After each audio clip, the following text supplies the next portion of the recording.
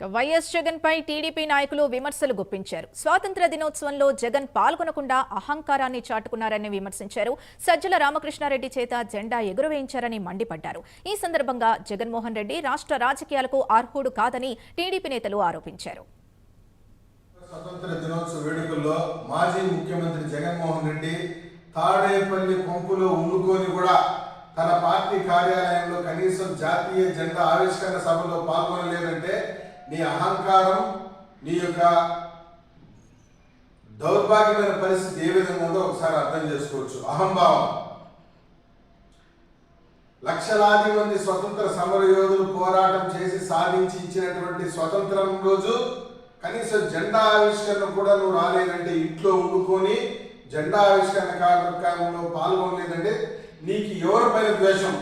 పులివెందులు ఓట్లేసి నేను ఓడగొట్టారనే ద్వేషమా, లేకుంటే ప్రజాస్వామ్యం గెలిచిందనే అహంకారమా, కోపమా, ఇంకేంది? ఇంట్లో తీరిగ్గా పబ్జీ ఆడేదానికి తీరుబాటు ఉంది.